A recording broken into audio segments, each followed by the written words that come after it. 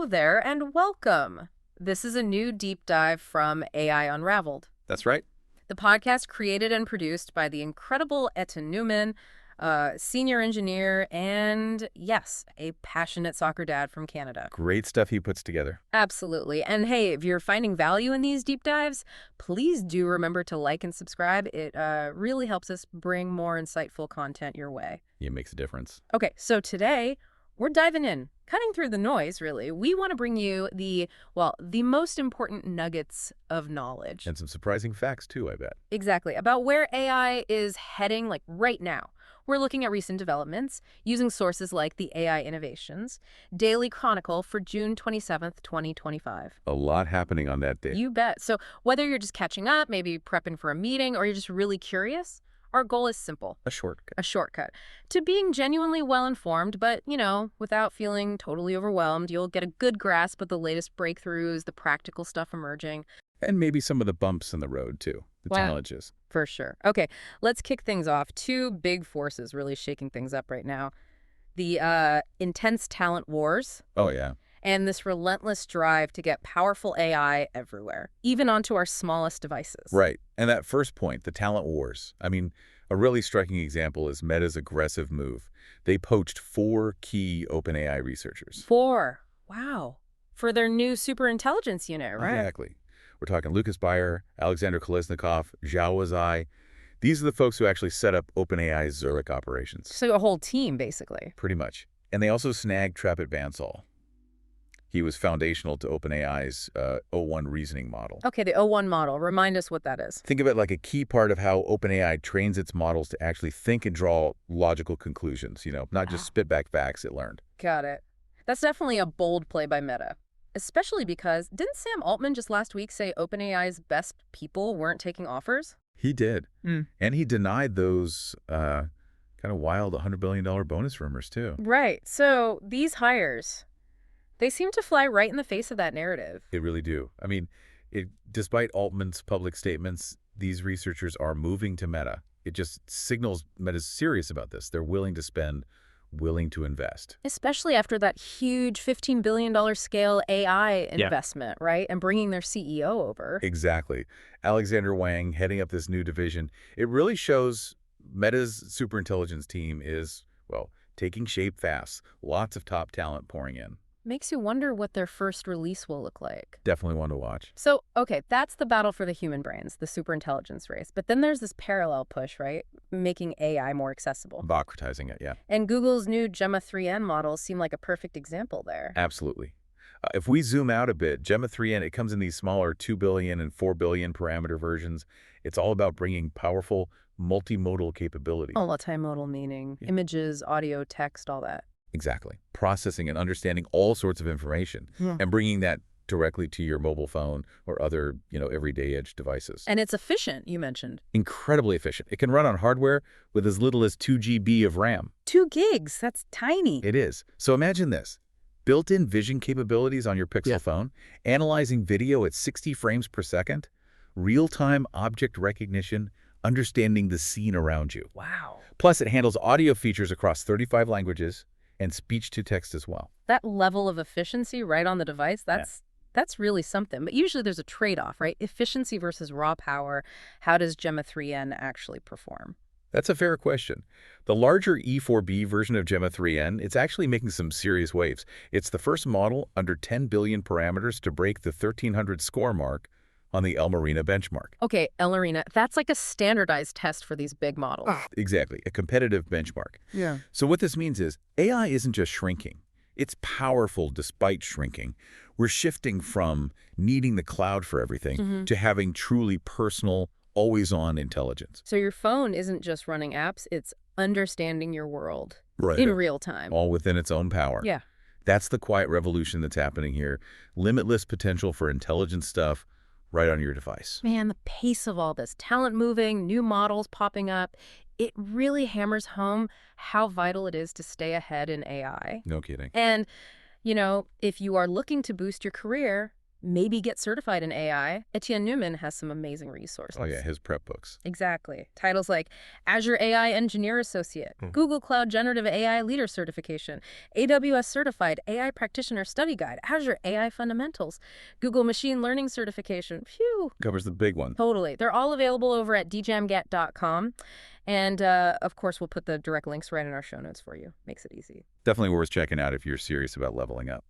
Okay, so moving beyond these, like, big tech battles, AI is also quietly, and sometimes not so quietly, changing how we do everyday things, how we learn, how we shop. Even how we find old photos. Right. Let's start with learning. You found something interesting with Google Gemini. Yeah, this is pretty clever. A tutorial showing how you can use Gemini to basically turn lecture videos into really detailed study materials. How does that work? It's simple, really. You just upload your lecture video to the Gemini app. Then you prompt it, you ask it to analyze this lecture video and provide, a detailed outline, comprehensive notes, Okay. any formulas or examples mentioned, and even timestamps for each topic discussed in the video. That alone sounds incredibly useful for students, like Yeah. breaking down a long lecture. Totally. But it gets better. You can then follow up and ask it to create quizzes based on the content. Like practice questions. Comprehensive quizzes, yeah. Complete with answer keys, explanations. It can even code up a little interactive quiz for you, maybe with a hint button if you get stuck. Wow. Okay. The real power move here is saving all that generated material, the notes, the quizzes, into one document. And then you do it again for your next lecture and the next. So you're building your own custom study library for the whole course. Exactly. It's leveraging AI to really personalize and supercharge your study routine, making it way more efficient and tailored. That's a fantastic practical application. Speaking of practical, Google's also testing this new app, Doppl, for virtual try-ons. Yeah, Doppl. The idea is you give it a full-body photo of yourself and then just a screenshot of an outfit you see online, anywhere on the web. And it, puts the clothes on you? Kind of, it generates an AI clip of you supposedly wearing that outfit. It's definitely a glimpse into maybe where online shopping could go. But I hear there are some quirks. Oh, definitely. It raises questions about the current limits, for sure. The tool sometimes really struggles rendering pants correctly. Struggles how? Well, sometimes it apparently creates fake feet, like just sort of pastes them on. Chuckles. Fake feet. Okay. Yeah, and it's even been reported to make people in mirror selfies look like way thinner than they are. Not ideal. Not really. So while it works with clothes from anywhere, which is cool, these glitches show AI still has a ways to go with, nuanced visual details. Understanding the human form, especially emotion, is tricky. Yeah, clearly. Okay, what about just everyday media? YouTube's doing AI summaries now. Yeah, they're testing it out, adding AI summaries to search results for some queries. It's an opt-in experiment right now, just for premium subscribers. Could be handy for getting the gist of a video quickly. For sure. Convenient for the user. But there's a potential downside, right? If people just read the summary, maybe they don't click the video. Right. Which could hurt the channels, their views, their revenue. Exactly. Something to keep an eye on. Meanwhile, Google's Ask Photos, their AI search for your photo library that's back and apparently faster. They updated the Gemini model behind it. Yeah, enhanced capabilities. It's evolving more into like a personal memory assistant. Really changes how you dig through your own visual history, your digital life. Like an AI curator for your photos. Pretty much, making that massive library actually searchable and, intelligent. All these practical uses, they might get people thinking, hey, maybe I could build something with AI. Sparks the imagination, right? Definitely.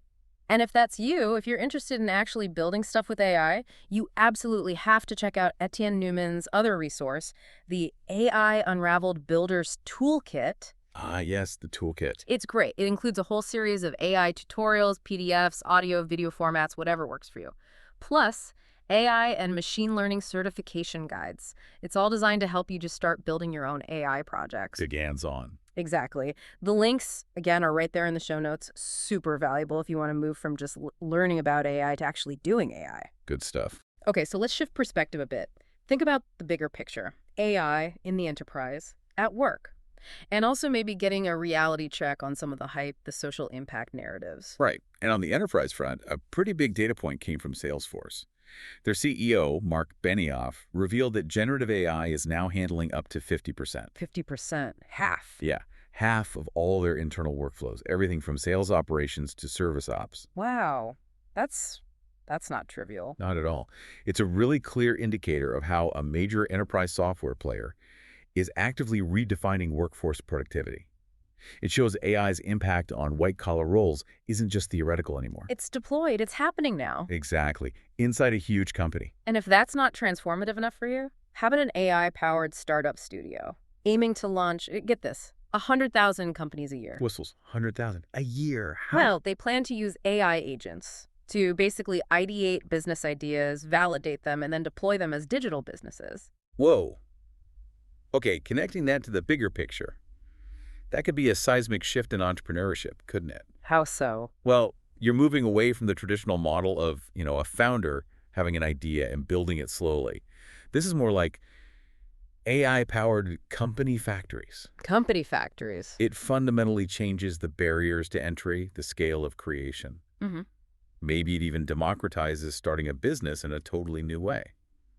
Or centralizes it, depending how you look at it. Interesting. Lots to unpack there, but okay. Amidst all this, the massive innovation and these huge claims, sometimes you need that dose of reality, right? Well, it's good to ground ourselves. And Anthropic published some research about how people actually use their AI, Claude, for emotional support. Right, and this study is important because it kind of pushes back against some common media narratives. It Mhm. found that using Claude for emotional support, or what they called effective conversations, it's actually far less common than you might think from reading the news. Really? How much less common? They looked at 4.5 million Claude conversations. Companionship, role play. That stuff accounted for less than 0.5% of the interactions. Okay, Tenny. So what were people using it for in terms of emotional support? Mostly practical concerns, things like advice on career changes or navigating relationship issues, stuff like that. More like a sounding board for specific problems. Exactly. And importantly, the study found users' sentiment often actually got more positive during the chat. It wasn't, amplifying negative thought spirals, which has been a concern raised elsewhere. That's good to hear. It is. Now, it's worth remembering Claude is generally more developer-focused than, say, ChatGPT or specialized platforms like Character AI. Ah, so maybe those other platforms see different usage patterns. It's possible, yeah. But this study, at least for Claude, directly counters some of the more extreme stories about AI romance and deep dependency. It's a good reminder that sometimes the data tells a more nuanced story than the headlines. Absolutely. Check the data. Okay, so as AI gets more sophisticated, it inevitably starts bumping up against trickier areas. Edge cases, reliability questions, privacy concerns. For sure. And in healthcare, we see both sides of this coin. On the one hand, you have Alibaba's new AI model, Grape. Grape. Yeah, Grape. It analyzes 3D CT scans to detect gastric cancer.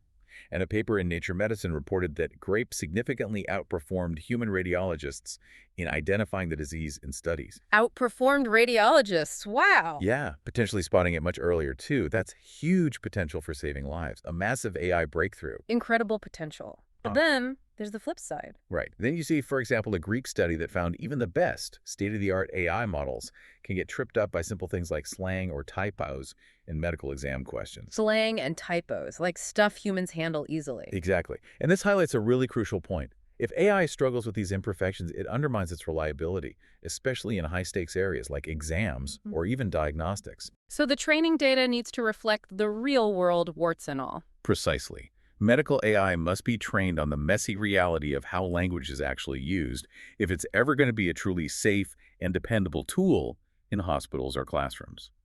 It just reminds us, AI isn't magic. Not yet. It's not a silver bullet. Got it. And then there's the ever-present privacy debate. Sam Altman took a pretty public shot at the New York Times recently, didn't he? He did, over their lawsuit against OpenAI. Specifically, he called out the NYT's demand that OpenAI should keep user chat logs, even when the user specifically chooses private mode. And Altman's take was? He basically said, that's not privacy, that's surveillance cosplay. Pretty strong words. Yeah, no kidding. Surveillance cosplay. So what's the bigger picture here for users, for you listening? Well, the implication is pretty significant. If the NYT gets what it's asking for, then that private mode you click on in your AI tool, it isn't actually private at all. That feels like a major breach of trust. It's a massive user experience issue, yeah. A potential trust crisis waiting to happen. And think about companies trying to use AI in regulated fields like finance or healthcare. It becomes a compliance nightmare. So the key takeaway is? The takeaway for you is that in 2025, privacy policies aren't just legal documents anymore.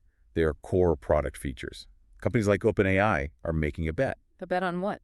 They're betting that you, the user, will ultimately choose the brand that actually respects your choices, the one that actually hits delete when you ask it to.